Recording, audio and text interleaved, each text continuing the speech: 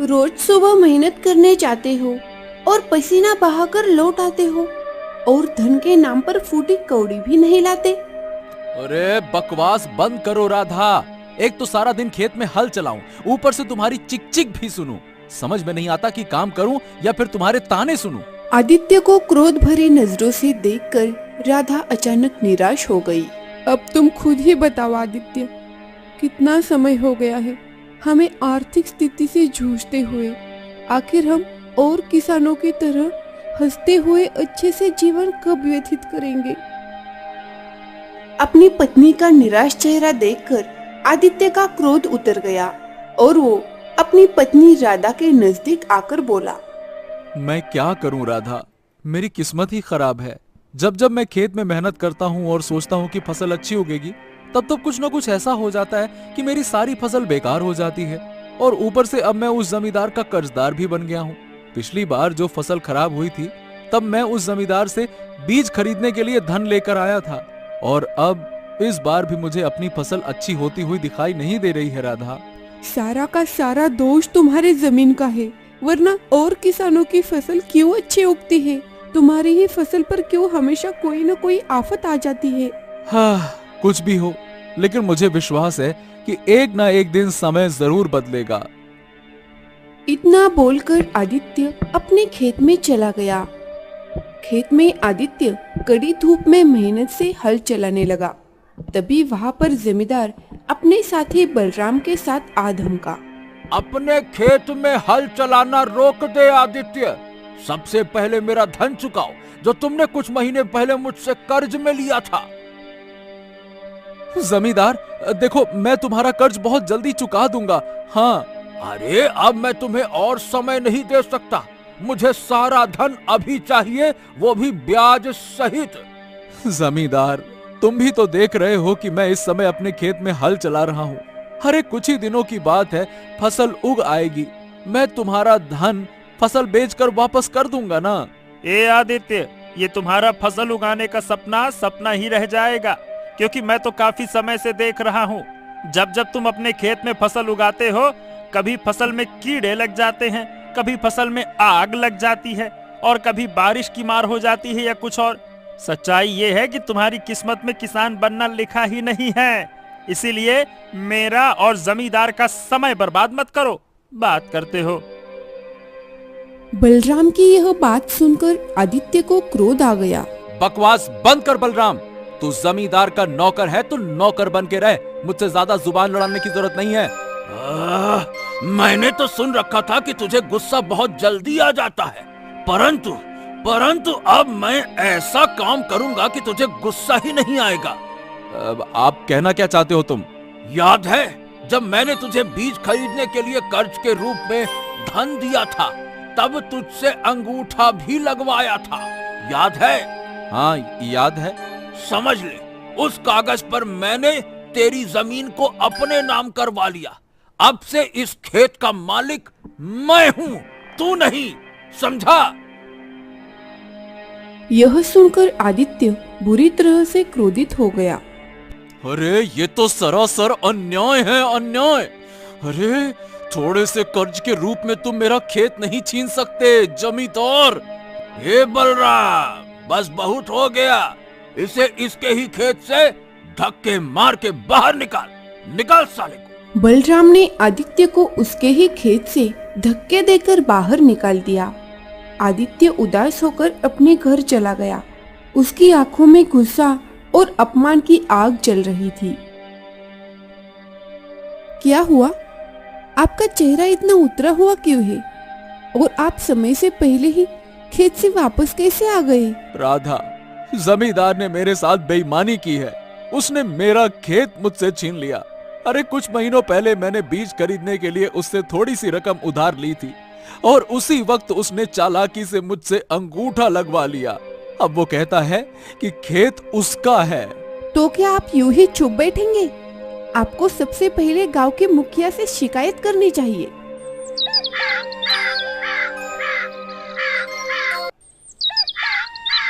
अगले दिन आदित्य मुखिया जी के घर जा पहुंचा।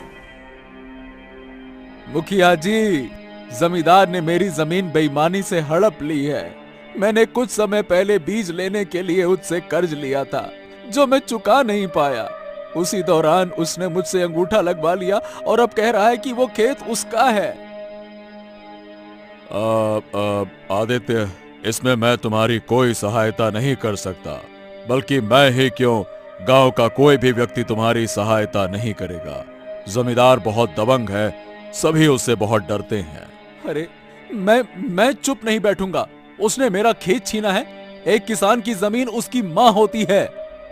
इतना कहकर आदित्य सीधा केशव नगर राज्य की ओर चल पड़ा और राजा विक्रम के दरबार में जा पहुंचा। महाराज की जय हो।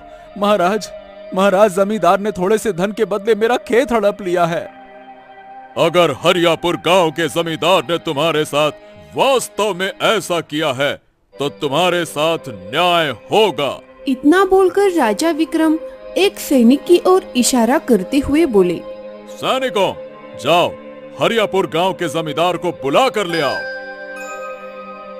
कुछ ही देर में जमींदार अपने साथी बलराम के साथ महल में हाजिर था। क्यों, तुमने कुछ धन के लिए आदित्य नाम के इस किसान का पूरा खेत अपने नाम कर लिया हैं? बोलो। महाराज, ये तो सरासर झूठ बोल रहा है। सच तो ये है कि कुछ दिन पहले आदित्य ने खुद अपना खेत मुझे बेचा था। मैंने तो उसे बहुत सारा धन दिया था महाराज। इसने वादा किया था कि कुछ महीनों बाद वो खेत खाली कर देगा। जब मैं उसे उसका वादा याद दिलाने गया तो उसने मुकर कर मेरे ही आदमी बलराम को अपशब्द कहे हैं महाराज। हाँ महाराज, जमींदार साहब सही कह रहे हैं। यह सुनकर आदित्य क्रोधित हो गया। हाँ, अरे ये दोनों झूठ बोल रहे हैं महाराज, सरासर झूठ बोल रहे हैं। मैंने खेत नहीं बेचा था। मैंने केवल थोड़ी सी रकम उधार ली थी, वो भी बीज खरीदने के लिए। मैं अपना खेत क्यों बेचूंगा महाराज?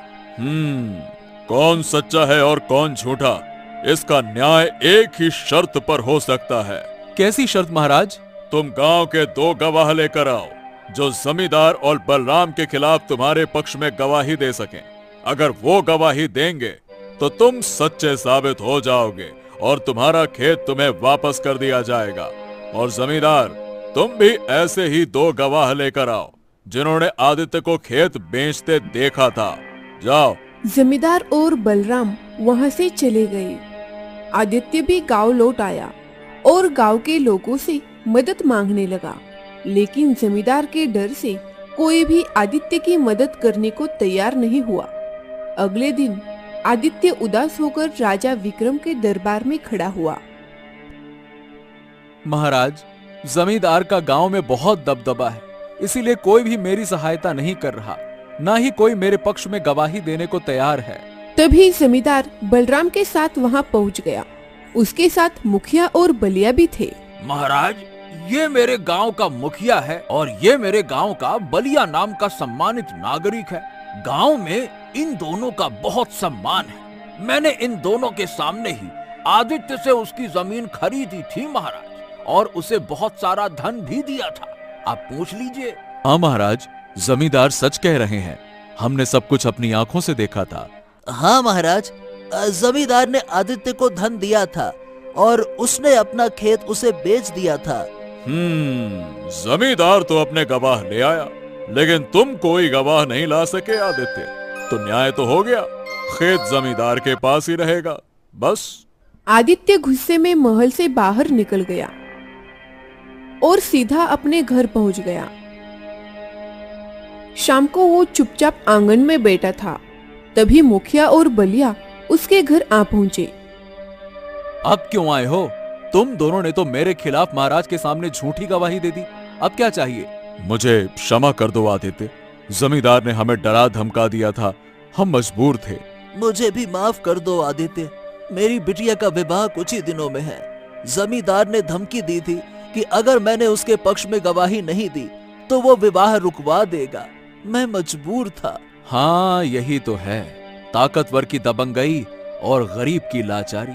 मुझे तुम दोनों से कोई शिकायत नहीं है। दोष न मेरा है न तुम्हारा, दोष तो इस समाज का है जहां गरीब की कोई सुनवाई ही नहीं होती। मुखिया और बलिया शर्मिंदा होकर चुपचाप वहां से चले गए। समय ऐसे ही बीतता चला गया और आदित्य की स्थिति और भी खराब होती चली गई।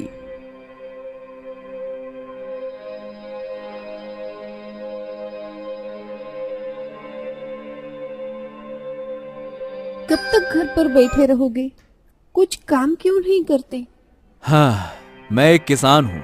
तुम ही बताओ, खेती के अलावा और मैं क्या जानता हूँ? खेती की बात कर रहे हो? खेती अब बची ही कहाँ है? जाओ कोई और काम ढूंढो, वरना हमारी हालत और भी बिगड़ जाएगी। इस छोटे से गांव में मुझे कौन काम देगा राधा? क्या बात करती हो?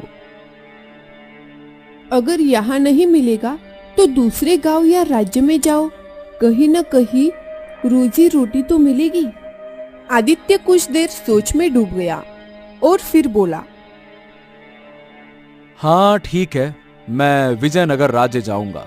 वहां मजदूरी ठीक मिलती है। तुम मेरे लिए कुछ रोटियां बना दो। घर में बस थोड़ा सा ही आटा बचा है, उससे केवल एक ही रोटी बन सकती है और सब्जी के नाम पर कुछ भी नहीं है। आदित्य की आंखों में आंसू आ गए। अगर वो भी मैं ले जाऊंगा तो तुम क्या खाओगी? मेरी चिंता मत करो, मैं पेड़ के पत्तों से किसी तरह गुजारा कर लूंगी। राधा ने एक रोटी बनाकर आदित्य को दी। आदित्य रोटी लेकर विजयनगर की ओर पैदल निकल पड़ा। रास्ता एक घने जंगल से होकर जाता था। कुछ देर बाद रात गहरने लगी और आदित्य के पेट में चूहे दौड़ने लगे। उसे तेज भूख लगी। तभी उसकी नजर एक तालाब पर पड़ी। हाँ चलो, तालाब तो मिल गया।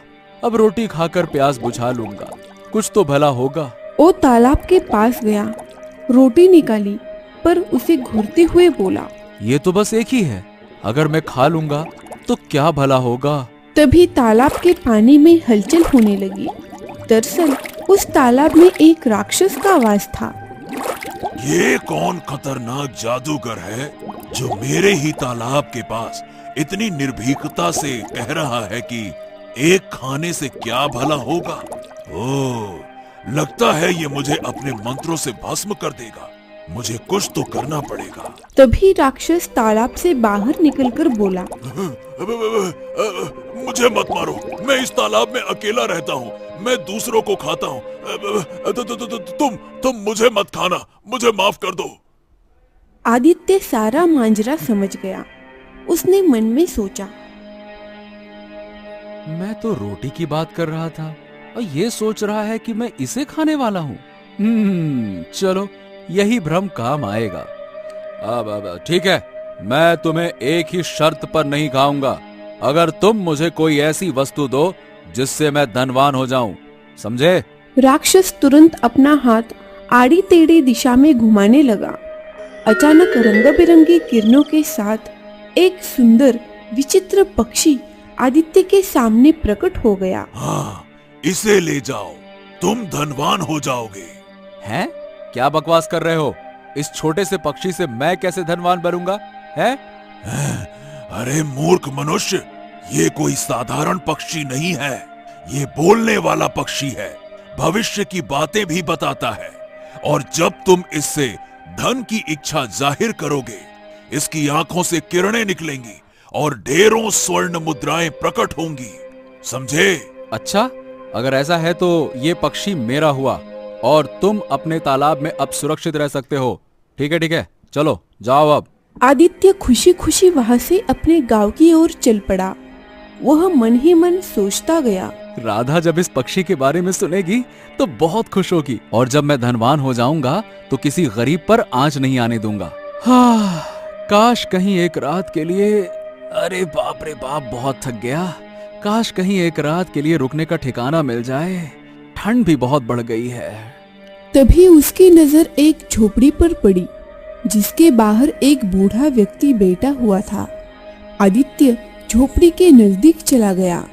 बूढ़ा आदित्य की ओर देखकर बोला, अरे कौन हो तुम?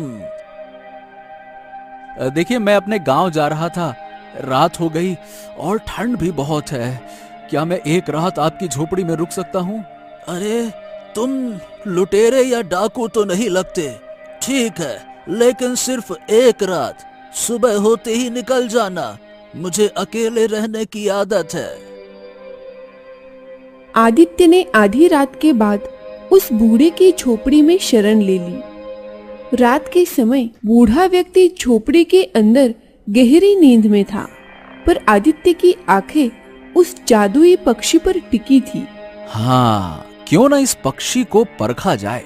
क्या राक्षस ने सच कहा था या झूठ? देखो, मुझे 10 स्वर्ण मुद्राएं चाहिए। पक्षी की आंखों से रंग बिरंगी किरणें निकलने लगी और 10 स्वर्ण मुद्राएं प्रकट हो गई। अरे वाह वाह वाह वाह वाह वाह वाह, राक्षस ने मतलब बिल्कुल सही कहा था। कल सुबह राधा ये देखकर कितनी खुश होगी।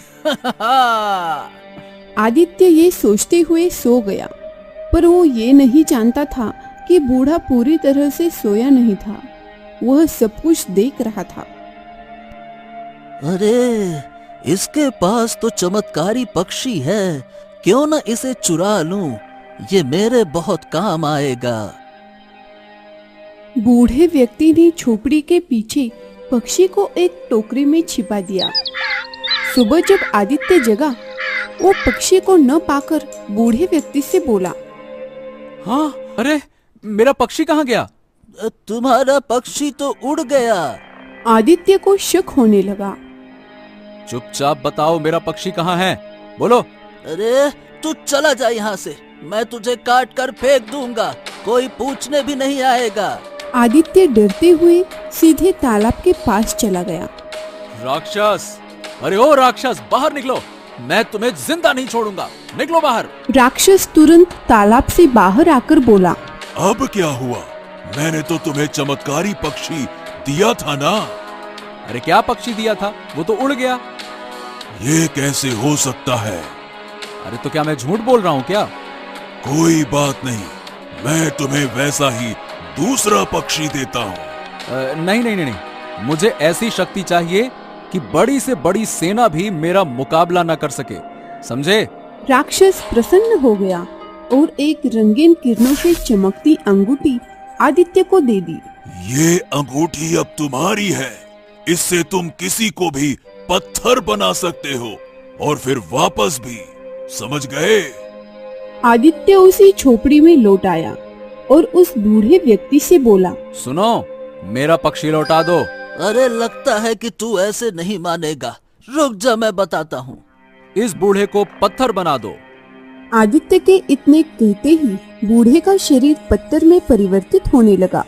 बूढ़ा डर के मारे कांपता हुआ बोला, माफ कर दो, मैंने लालच में आकर उसे चुरा लिया था, वो झोपड़ी के पीछे एक टोकरी में छिपा हुआ है। आदित्य ने तुरंत झोपड़ी के पीछे जाकर उस टोकरी को खोल लिया। वो पक्षी वही था।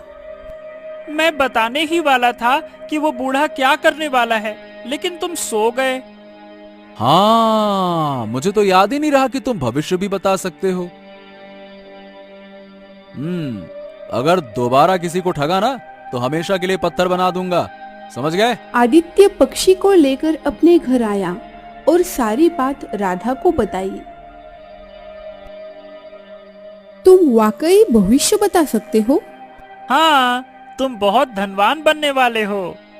तो फिर ढेर सारी स्वर्ण मुद्राएं प्रकट कर दो। अचानक रंग बिरंगी किरणों के साथ ढेर सारी मुद्राओं का ढेर लग गया। कुछ समय बाद आदित्य अब गांव का सबसे धनवान व्यक्ति बन चुका था। उसकी झोपड़ी अब एक भव्य महल बन चुकी थी। एक दिन जादुई पक्षी आकर आदित्य के कान में कुछ कहने लगा। क्या कहा? राजा भैरव केशव नगर की सीमा में अपनी सेना के साथ प्रवेश कर गया है। अब समय आ गया है जमींदार को सबक सिखाने का। हाँ, जाओ राजा विक्रम से कहो कि हरियापुर के सबसे अमीर व्यक्ति ने उन्हें आमंत्रित किया है और ये स्वर्ण मुद्राएं की थाली भेंट में दो। जाओ। सेवक राजा विक्रम के दरबार में पहुंचा और स्वर्ण मुद्राओं से भरी थाली उनके सामने रख दी। हरियापुर गांव के सबसे धनवान व्यक्ति आदित्य ने आपको और मंत्री जी को आमंत्रित किया है। अरे बाप रे, इतनी सारी मुद्राएं! हमने भी कभी इतनी भेंट नहीं देखी है। महाराज, अब तो चलकर देखना ही पड़ेगा कि आखिरकार ये है कौन। राजा विक्रम मंत्री जगन्नाथ को साथ लेकर आदित्य के आलीशान महल में पहुंच गया। उसकी आंखें चौधिया गई। आदित्य कुछ ही देर में अपनी पत्नी राधा के साथ वहां आ पहुंचा। अरे तुम तो वही किसान हो ना जो कुछ समय पहले मेरे पास न्याय मांगने आए थे। और उस समय आपने मुझे न्याय नहीं दिया था, याद है मुझे सब कुछ। अब लेकिन ये कैसे संभव हुआ? रातों रात तुम्हारे पास इतना धन कहां से आ गया? क्षमा कीजिए महाराज, ये मैं आपको चाहकर भी नहीं बता सकता। तो हमें यहाँ पर बुलाया क्यों गया है? तुम्हारे पास अब इतना वैभव है कि अकेले ही 10 जमींदारों को सबक सिखा सकते हो। हाँ, मंत्री सही कह रहे हैं। बताओ आदित्य, तुम्हारा उद्देश्य क्या है? महाराज, मैं आपको एक अत्यंत महत्वपूर्ण सूचना देना चाहता हूँ, परंतु उससे पहले मैं चाहता हूँ कि आपने जो मेरे साथ अन्याय किया था उसकी पुनः सुनवाई करें। और हाँ, ये सूचना आपके भविष्य से जुड़ी है। अगर आपने इसे ना सुना तो कुछ ही दिनों में आपका राज्य आपके हाथ से जा सकता है। हाँ? तुम चाहते क्या हो? साफ साफ कहो। मैं चाहता हूँ कि अब आप मेरे महल में पुनः जमींदार बलराम, मुखिया और बलिया को बुलवाएं और फिर उनसे पूछें क्या मैंने सच में अपना खेत बेचा था या फिर नहीं। सैनिकों, जाकर उन चारों को तुरंत बुला कर लेकर आओ। जाओ। कुछ ही समय में वे चारों वहां प्रस्तुत हो गए। मुखिया, सच सच बताओ, क्या मैंने जमींदार को अपना खेत बेचा था? क्षमा कीजिए महाराज, मैंने जमींदार के दबाव में आकर ये झूठ कहा था। मैंने भी झूठ कहा था महाराज, क्योंकि उसने मेरी बेटी का विवाह रुकवाने की धमकी दी थी। मैं तो जमींदार का साथी था, इसीलिए उसके पक्ष में ही बोला मैंने। अरे अरे, तुम सब बकवास कर रहे हो, अब झूठ बोल रहे हो। पहले सही बोला था, नालायकों कहीं के।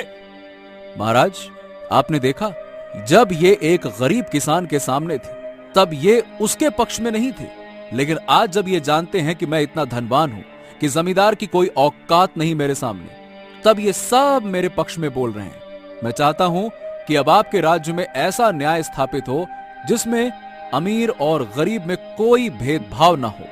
सैनिकों, इन चारों को कारागार में डाल दो, ले जाओ। अरे, मुझे क्षमा कर दीजिए, मुझे क्षमा कर दीजिए महाराज। आदित्य, आदित्य। हाँ, ठीक है ठीक है ठीक है, मैंने तुम्हें क्षमा कर दिया, पर मेरा खेत मुझे लौटाना होगा। वो मेरे पूर्वजों की निशानी है। हाँ हाँ, ठीक है, मैं देने को तैयार हूँ। जाओ, लेकिन याद रखना, अब किसी गांव वासी पर यदि अन्याय हुआ तो मैं तुम्हें छोड़ूंगा नहीं। जमींदार बलराम के साथ अपमानित होकर चला गया।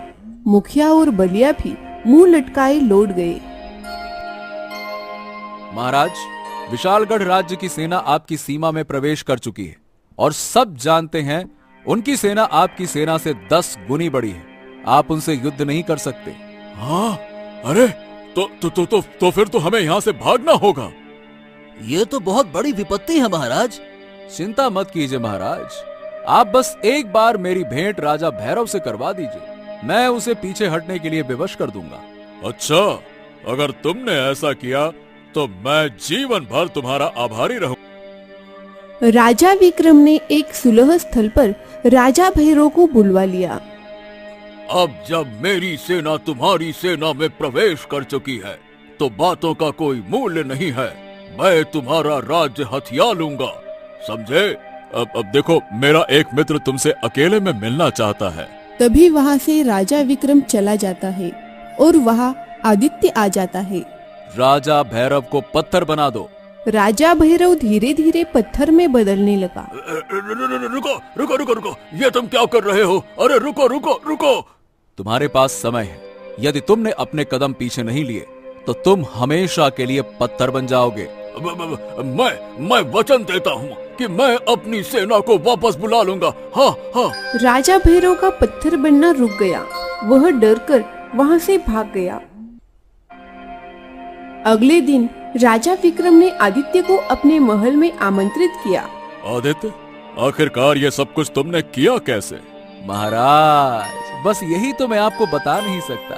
कुछ बातें रहस्य ही रहे तो अच्छा है। ठीक है, हम तुमसे नहीं पूछेंगे, लेकिन हमारी मित्रता स्वीकार करनी होगी। आदित्य मुस्कुराने लगा। तभी वहाँ रहस्यमय पक्षी उड़ता हुआ आकर आदित्य के कंधे पर बैठ गया। ये पक्षी तो बहुत सुंदर है। बस समझ लीजिए महाराज, यही है मेरा सच्चा मित्र। हाँ।